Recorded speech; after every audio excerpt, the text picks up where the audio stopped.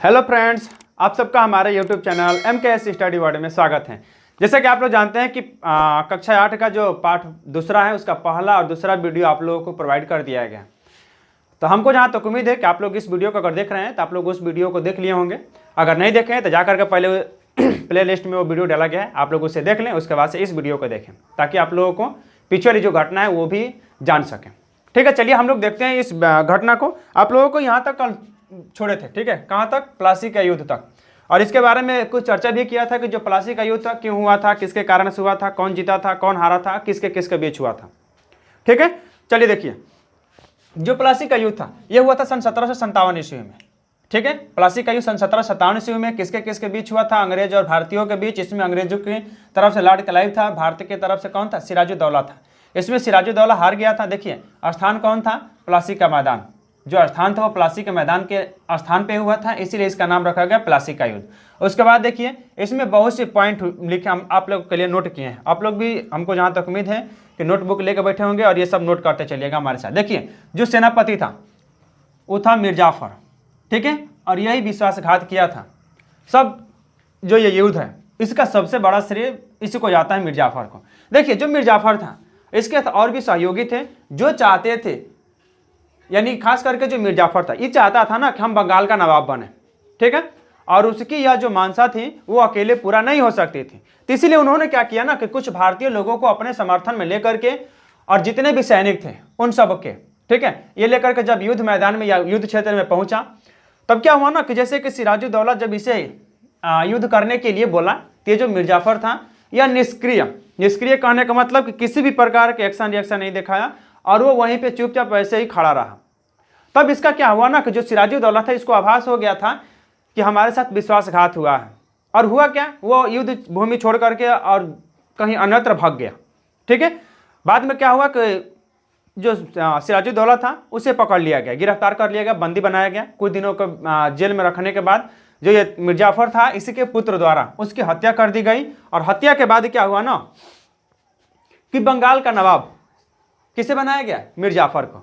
और जब मीर जाफर बना तब मीर जाफर को बंगाल का नवाब बनाने के लिए अंग्रेजों ने क्या किया था? अंग्रेजों को बहुत ज़्यादा धन संपत्ति देना पड़ा था। किसको? अंग्रेजों को। कौन दिया था? मीर जाफर ये दिया था। और उसके बाद से कुछ राज्य भी दे दिया था ताकि अंग्रेज हमें क्या कर सके? राजा बना सके। चलिए देखिए, हम लोग पॉइंट एक एक बार करके समझते हैं। जैसे कि देखिए, जो सेनापति था मीर जाफर, ये विश्वासघात किया था, युद्ध क्षेत्र में निष्क्रिय खड़ा रहा। और अंत में क्या हुआ ना कि अंत में ये जो था युद्ध क्षेत्र में सिराजुद्दौला को युद्ध छोड़कर भागना पड़ा, और जो मीर जाफर था अंत में इसको बंगाल का नवाब बना दिया गया। देखिए, जो सिराजुद्दौला था मैदान छोड़ करके भाग खड़ा हुआ। कुछ दिनों के बाद जो मीर जाफर था, मीर जाफर का पुत्र के द्वारा, यानी कि कुल मिलाकर के जो सिराजुद्दौला था इसे गिरफ्तार करके बंदी बना करके रखा गया। और कुछ दिनों बाद सिराजुद्दौला का जो हत्या थी कर दिया गया। किसके द्वारा? तो मीर जाफर के पुत्र द्वारा। अब देखिए, जो बंगाल का नवाब था मीर जाफर को बंगाल का नवाब बनाया गया। ठीक है, उसकी हत्या के बाद मीर जाफर को नवाब बनाया गया। अब इसमें क्या हुआ? अंग्रेजों को धन व जागीर दिया गया। ठीक है, अंग्रेजों को, ताकि मीर जाफर को वो क्या कर सके? बंगाल का नवाब बना सके। अब देखिए, उसमें क्या हुआ कि जो एजेंट थे, एजेंट देखिए, अब जब मीर जाफर ना जब बंगाल का नवाब बना मीर जाफर, तब क्या हुआ ना कि देखिए, जो मीर जाफर था वो अपने दम पे तो बना नहीं था, वो अंग्रेजों के बल पे बना था। अब होना क्या था कि जो मीर जाफर था वो अंग्रेजों के इशारे पे ही चलता था। जो अंग्रेज कहते थे मीर जाफर को वैसा करना पड़ता था, नहीं तो उसे धमकी देते थे कि हम लोग जब चाहे तब तुम्हें अपनी गद्दी से क्या कर सकते हैं? हटा सकते हैं। मीर जाफर विवश था और वो क्या करता था ना कि देखिए, ऐसा नहीं है कि मीर जाफर योग्य नहीं था, मीर जाफर योग्य था, मगर क्या था ना कि वो अंग्रेजों के हाथ के कठपुतली बन गया था। ये जो घटनाएं थी ये दिन प्रतिदिन बढ़ती गई। यह जितनी भी प्रकार की क्रियाएं थी अंग्रेजों द्वारा जो हो रही थी, ये सब मीर जाफर को अच्छा नहीं लगा। और कुछ दिनों के बाद जब मीर जाफर इस प्रकार की घटनाएं कर रहा था, यानी कि साठगांठ बना रहा था अंग्रेजों से विद्रोह करने के लिए, तो यह बात अंग्रेजों को पता चल गई। उसके बाद क्या हुआ कि अंग्रेजों ने उसे गद्दी से उतार दिया। ठीक है, देखिए, तो इसमें क्या हुआ कि अंततः जो लोग थे अंग्रेजों के, जो एजेंट थे तथा दलाल थे, दलालों ने भ्रष्टाचार करना शुरू कर दिया। और उसकी जो आर्थिक लूट थी, यानी कि पैसे की जो लूट थी, उन लोगों ने एकदम अनाधून करना शुरू कर दिए। और अंत में क्या हुआ कि अतः नवाब को जब इस प्रकार के अनाधून भ्रष्टाचार होना शुरू हो गया था, तो नवाब का जो खजाना था वो दिन प्रतिदिन खाली होते चला गया। और अंत में क्या हुआ कि अंत में उसके आर्थिक संकट आ गई थी। कहाँ पे? तो बंगाल में। आर्थिक संकट मतलब कि जो पैसा और जो धन संपत्ति होता है वो एकदम खाली हो गया था। ठीक है। अब जब खाली हो गया तो जो किसान वर्ग के लोग थे, किसान और दस्तकार, ठीक है, इन सब में असंतोषजनक हुआ। असंतोषजनक कहने का मतलब क्या था? कहने का मतलब ये था कि सबको जो पहले सुविधाएं मिलती थी वे सुविधा अब नहीं मिल रहा था। राजा के प्रति इन लोगों का जो जिम्मेदारी थी दिन प्रतिदिन घटते जा रही थी और ये लोग राजा को निरंकुश कहना क्या कर दिए थे? शुरू कर दिए थे। हुआ क्या था? फिर 1760 ईस्वी में गद्दी से क्या कर दिया गया? उतार दिया गया। किसे? तो मिर्जाफर को। उसके गद्दी से उतार करके और इसी का दामाद, मिर्जाफर का दामाद जो मीर कासिम था, इसको नवाब बनाया गया। ठीक है। अब देखिए मीर कासिम भी योग्य था। योग्य कहने का मतलब कि ये भी राजा बनने के योग्य था। देखिए यहाँ पे लिखे हैं कि मीर कासिम नवाब बना और जो मीर कासिम था वो योग्य शासक था और वह अच्छी तरह से जानता था कि राज्य को कैसे चलाना है और कैसे मंत्रियों को संचालित करना है, वो सब कुछ जानता था। ठीक है। तो इसमें देखिए, तो जब वो बना ना, तो मीर कासिम जो ये था, मीर कासिम जब बना तो क्या किया ना कि वो अंग्रेजों के सब चाल को समझता था। तो उन्होंने क्या किया ना कि अपने क्षेत्रों में अनेक प्रकार के नियम कानून लगाना शुरू कर दिया। इससे अंग्रेजों को थोड़ी परेशानी हुई। फिर भी क्या किया ना कि जो मीर कासिम था वो अपने जो क्षेत्र थे, खास करके जो एरिया जहां पे राजा रहते थे, उन सबकी किलेबंदी कराना शुरू कर दिया और वो अपने क्षेत्र में अनेक प्रकार के कंपनियां यानी कि बंदूक बनाने वाली, तोप बनाने वाली कंपनियों की स्थापना करना शुरू कर दिया था। ठीक है। और वो अपनी जो राजधानी थी उसको भी एक जगह से दूसरी जगह ले गया और उसके बाद से उस कंपनी का भी यानी कि वो राजधानी का भी किलाबंदी करवाया। ठीक है। और उसके बाद से क्या हुआ कि जब ये सब बातें अंग्रेजों को मालूम चला ना, तो अंग्रेजों ने उसे फिर से क्या कर दिया? वहां से हटा दिया। ठीक है। कहां से? तो गद्दी से। देखिए कह रहा ना कि जो मुंगेर था, मुंगेर में तोपखाने बंदूक हो, यानी कि देखिए तोड़दार मतलब कि बंदूक को आधा से तोड़ करके उसमें गोली डाल करके उसके बाद से फिर सीधा करके चलाया जाता था। तोड़दार बंदूकों और तोपों का निर्माण की कंपनी की क्या की? स्थापना की। कौन? तो यही था मीर कासिम, यही कंपनी की स्थापना कराया ताकि हमारे भी राज्य में या बंगाल में भी बंदूकों की जो कंपनियां हैं वहां पे बंदूक का निर्माण करें और ज़्यादा से ज़्यादा उसके जो सिपाही हैं वो क्या करेंगे? उस बंदूक का इस्तेमाल करेंगे युद्ध क्षेत्र में। अब देखिए क्या हुआ कि जब इस प्रकार की घटना हुई तो वो जो मीर कासिम था वो अपनी राजधानी परिवर्तन कर लिया। कहाँ से ले गया? तो जो पहले इसकी राजधानी हुआ करती थी मुर्शिदाबाद, अब वो लेके चला गया मुंगेर। मुंगेर मतलब कि बिहार में। ठीक है। जब ये बिहार में लेके गया तो ये सब घटनाएं अंग्रेजों को जब मालूम चलता था तो उनको तो दुख हुआ, मगर वो लोग विरोध नहीं कर पाए। ठीक है। देखिए उसके बाद से क्या हुआ कि किलाबंदी कराया। जितने भी उसके बढ़िया बढ़िया जो स्थान थे, ऑफिस थे, दफ्तर थे, उसकी राजधानी थी, सबका किलाबंदी कराना शुरू कर दिया। अब देखिए जब ये सब बात अंग्रेजों को मालूम चला तो मीर कासिम के स्थान पे मिर्जाफर को पुणे से गद्दी पर क्या किया? स्थापित कर दिया। और उसके स्थान से जो ये बंगाल का नवाब हुआ करता था, कौन? मीर कासिम, इसके हटा दिया गया और फिर से मिर्जाफर को बंगाल का नवाब बना दिया गया। इसमें क्या हुआ ना कि जो मीर कासिम था इसको बड़ा अपमानजनक हुआ। अपमानजनक मतलब कि बेइज्जती हुआ। ठीक है। और जब बेइज्जती हुआ तो वो क्या किया ना कि इस बेइज्जती का बदला लेने के लिए, ठीक है, वो कुछ लोगों को अपने साथ मिलाना शुरू कर दिया। मिलाना मतलब कि साठ-गांठ बनाना, 2-3-4 राज्य के राजा मिल करके, और वो यह सोचते थे कि कैसे इस अंग्रेजों को यहाँ से हटाया जाए। ठीक है। तो साठ-गांठ बनाना शुरू कर दिए थे।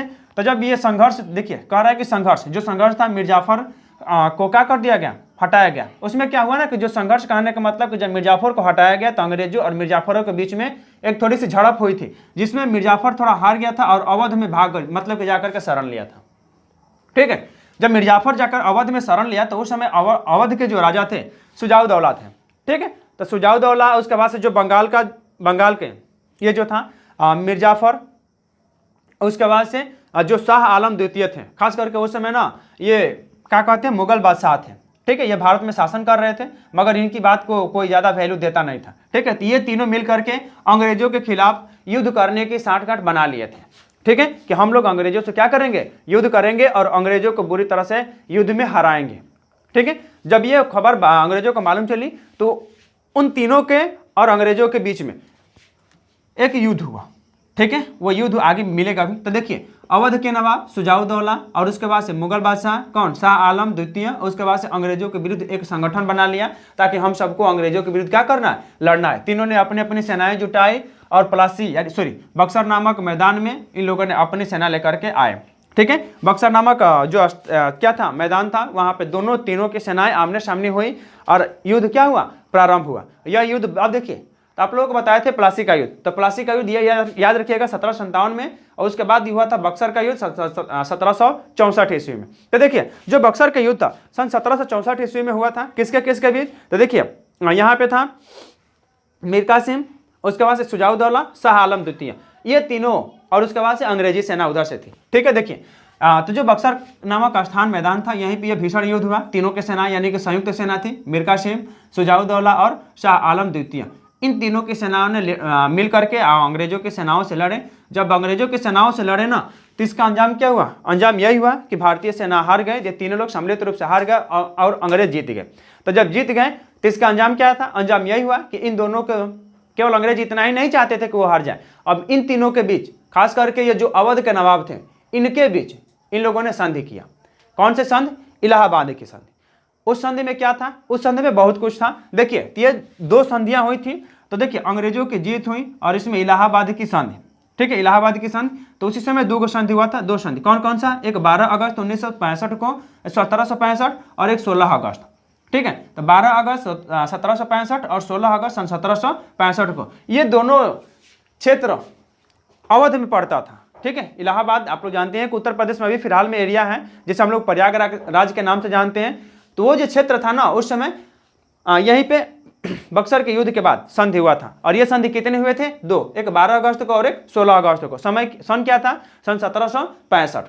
ठीक है, उसके बाद जब ये संधि हुआ ना, तो इसमें बहुत कुछ शर्तें रखी गई। अगर आपके पास किताब होगा तो शायद उस किताब को लेकर के दोनों के बीच में कंपेयर कर सकते हैं। ठीक है, दोनों में इसमें क्या हुआ था, इसमें क्या हुआ था, बहुत सी घटनाएं हुई थी इन दोनों ने। इसमें क्या हुआ ना कि इन दोनों क्षेत्रों में, यानी कि अवध में, यानी कि उत्तर प्रदेश में, बिहार में, बंगाल में, उड़ीसा में, इन सभी क्षेत्रों में इन लोगों को ये मान्यता मिल गया ना कि वो सब अब किसी भी क्षेत्र में क्या करेंगे? व्यापार करेंगे, प्रत्यक्ष रूप से खुल के करेंगे, और वो किसी भी प्रकार का चुंगी यानी कि टैक्स नहीं देंगे। ठीक है, तो देखिए इसमें उन लोगों को चुंगी मतलब होता है टैक्स, यानी कि कर में छूट दिया गया। उसके बाद से व्यापार में मनमानी करने शुरू कर दिया उस सब ने। और उसके बाद से बंदरगाह मतलब आप लोग जानते हैं कि वह क्षेत्र जहाँ पे समुद्री जहाज़ों को ला करके रखा जाता है, और जहाँ से सामान को लाद करके एक जगह से दूसरी जगह ले जाया जाता है या लाया जाता है, उसी स्थान को बंदरगाह कहा जाता है। तो बंदरगाहों पे जो थी ना, वो सभी स्थानों को किलाबंदी करना शुरू कर दिए। वो लोग व्यापार में मनमानी करना शुरू कर दिए। अब इसमें क्या हुआ ना कि जो उस समय बंगाल का जो नवाब था मिर्जाफर, ठीक है, मिर्जाफर, वो कुछ भी नहीं कर सकता था। वो अंग्रेजों के हाथ का कठपुतली बन गया था। अंग्रेज जो कहते थे उसे करना पड़ता था। कहाँ से? कि उसे डर था ना कि अगर हम अंग्रेजों की बातों को नहीं माने तो अंग्रेज हमको हमारे पद से क्या करेंगे? हटा देंगे। इस प्रकार से क्या हुआ कि इस प्रकार से भारत पे अंग्रेजों के पूर्ण रूप से कौन कौन से युद्ध? दो युद्ध लड़े थे, प्लासी का युद्ध और बक्सर का युद्ध। इन युद्धों से अंग्रेजों का भारत में पूर्ण रूप से क्या हो गया? सत्ता स्थापित हो गया, और अंग्रेज भारत पे पूर्ण रूप से कब्जा कर लिए। अब इससे क्या हुआ कि इससे ये हुआ ना कि अब यह तय हो गया कि भारत से अंग्रेजों को खेद नहीं सकता कोई भी व्यक्ति, है ना। तो ये इतना सब घटनाएं थी जो आप लोगों के इस पार्ट से जानना जरूरी था। अगर आप लोगों को इसमें कुछ भी और कमियां हैं तो आप लोग बोलिएगा। ठीक है, इसमें तो कुछ अब उतना ज़्यादा बढ़िया पॉइंट था नहीं हमारे दृष्टि से। ठीक है, तो देख लीजिए, आप लोग स्क्रीनशॉट ले लीजिए। इतना खास करके आप लोगों के लिए पॉइंट था, आप लोग स्क्रीनशॉट ले लिए होंगे। चलिए देखिए हम लोग क्या करते हैं। तो आप लोगों के लिए ये पार्ट खत्म हो गया है। ठीक है, आप लोग क्या कीजिए ना, देखिए एक बात क्या था ना कि जब जितने भी ये सब घटनाएं हो रही थी, तो उस समय भारत पे पूर्ण रूप से अंग्रेजों का अधिकार हो गया था। और जो भारतीय राजा थे उन्हें अंग्रेज वैसे ही चलाते थे, या भारतीय राजा वैसे ही चलते थे जैसा अंग्रेज चाहते थे।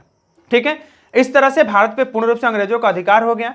और जो अंग्रेज थे वो भारत से जाने का मतलब कि नाम नहीं लेते थे। कारण क्या था ना, उन लोगों को व्यापार से जो कच्चे सामान थे वो सब कच्चे सामान सस्ते दामों में मिल जाते थे, और व्यापार से बहुत ज़्यादा मुनाफा होता था। ठीक है, तो इस कंडीशन से आप लोग इस पार्ट को समझ सकते हैं। ठीक है, चलिए तो आज के लिए इतना ही रखते हैं। और आप लोग हम जाने से पहले ये जो वीडियो है इसे लाइक कर दीजिएगा, और चैनल को सब्सक्राइब कीजिए, और ज़्यादा से ज़्यादा अपने दोस्तों तक क्या करें? शेयर करें। ठीक है, और देखिए आप लोग लाइक करते हैं ना तो हम लोगों को थोड़ा मोटिवेशन मिलता है, हम लोगों को भी अच्छा लगता है कि आप लोगों को ज़रूरत है ना। तो चलिए आज के लिए इतना ही रखते हैं। जय हिंद।